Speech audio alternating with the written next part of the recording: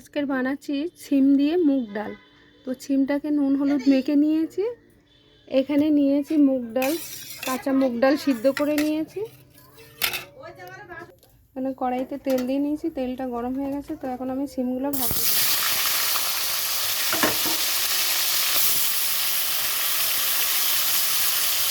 এখন আমি ছিমটা ভাজতে দিয়েছি। তো ভাজার জন্য একটুখানি সিদ্ধ হতে হবে, তার জন্য এখন চাপা দিয়ে রাখছি।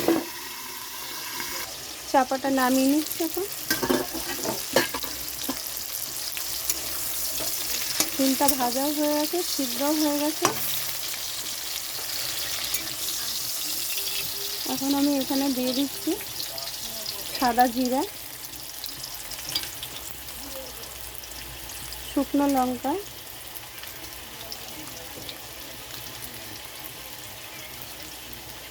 এখানে দিয়ে দিচ্ছি তেজপাতা। এগুলো আর নামিয়ে নিলাম না, সাইড করে রেখে দিলাম কড়াইতে।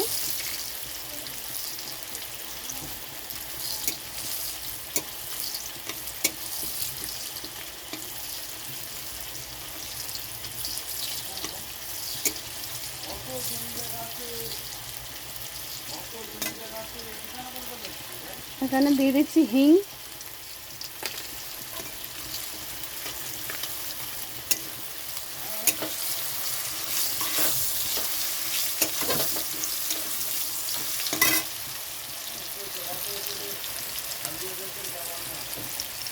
এখানে দিয়ে দিচ্ছি এবার ডালগুলো।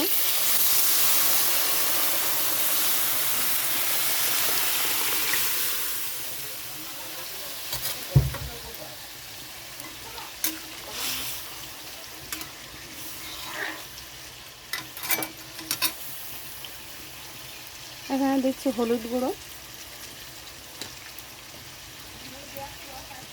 এখানে দিচ্ছি পরিমাণ মতো নুন,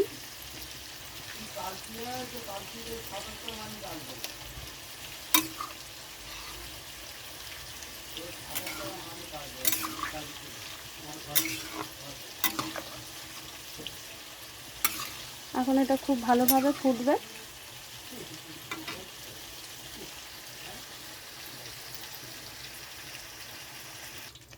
ডালটা খুব ভালোভাবে ফুটে গেছে।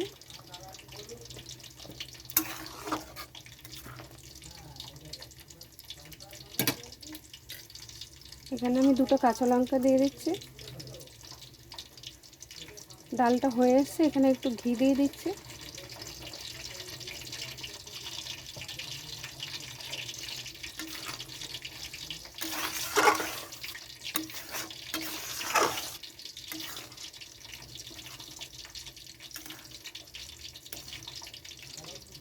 তো ছিমের ডাল হয়ে গেছে রান্না।